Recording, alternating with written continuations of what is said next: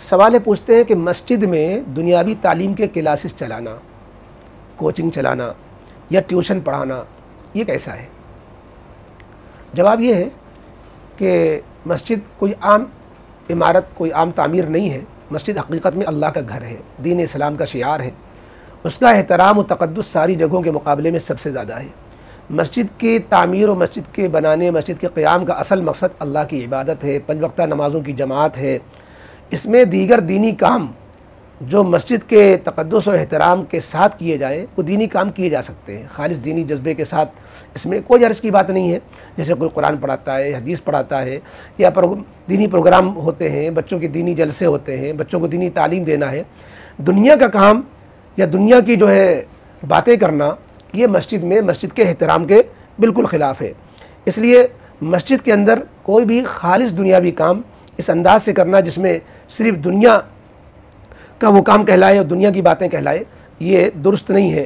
اور ضمناً اگر دینی تعلیم ہو جائے، دینی تعلیم کے ضمن میں کوئی دوسری تعلیم ہو جائے، مثلا یہ کہ مدرسے میں بچے پڑھ رہے ہیں، عربی فارسی قرآن کا ترجمہ حدیث پڑھ رہے ہیں، لیکن ان کو گرامر بھی قرآن حدیث کی پڑھائی جا رہی ہے، تو یہ گرامر پڑھانا بھی قرآن حدیث ہی کے ضمن میں ہے۔ منطق فلسفہ پڑھایا جا رہا ہے، یہ قرآن حدیث کے ہی میں جو ہے صلاحیت پختہ کرنے کے لیے ہے، تو وہ تو ضمناً ہے۔ اسی طرح ضمناً اگر ہندی انگلش بھی جو ہے دینی تعلیم پڑھنے والوں کو پڑھا دی جائے تو اس میں کوئی حرج کی بات نہیں ہوگی، لیکن خالص دینی تعلیم کو چھوڑ کر ہم خالص دنیاوی کلاسز چلائیں، یہ جو ہے ایک مناسب بات نہیں ہوگی۔ اور اس کو یہ سمجھا جائے گا جیسے دنیا کی باتیں کرنا منع ہے، ایسی دنیاوی کلاسز چلانا بھی منع ہے۔ دارالعلوم دیوبند کا فتویٰ اس سلسلے میں ہم آپ کے سامنے عرض کرتے ہیں۔ دارالعلوم دیوبند کا فتویٰ 1439 کا کہتے ہیں کہ مسجد اللہ کا گھر ہے اور ہماری مقدس عبادت گاہ ہے۔ یہ اللہ کا ذکر کرنے اور 5 وقتہ نماز پڑھنے کے لیے بنائی گئی ہے۔ اس میں شور و غل کرنا، کھانا پینا، سونا، اس میں بیٹھ کر صنعت و حرفت کرنا، اس جگہ کو کمائی کا ذریعہ بنانا ممنوع ہے۔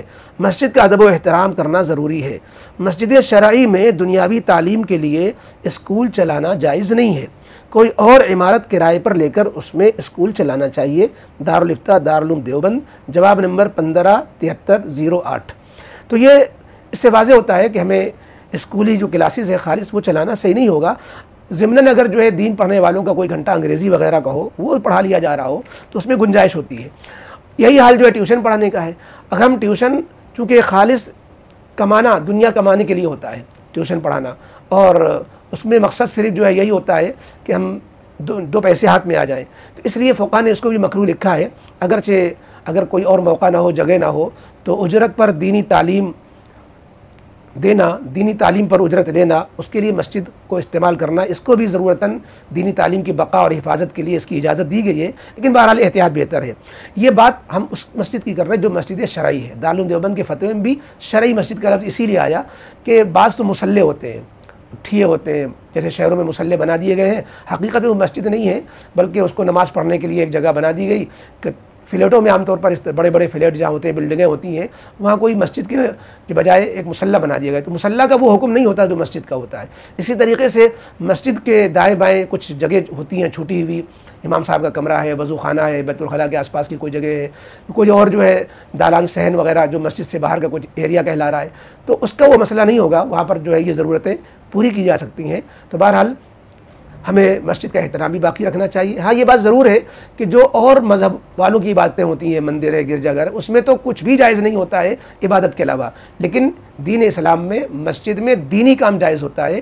دینی کام چاہے وہ کسی بھی لائن کے ہوں، بشرطے کہ اس کا مقصد دین ہو، اس میں نمایاں طور پر دینی خدمت نظر آ رہی ہو، نیت بھی دینی ہو، کام بھی دینی ہو، طریقہ بھی دینی ہو، مسجد کا تقدس و احترام بھی باقی ہو، تو اس کی گنجائش ہوتی ہے۔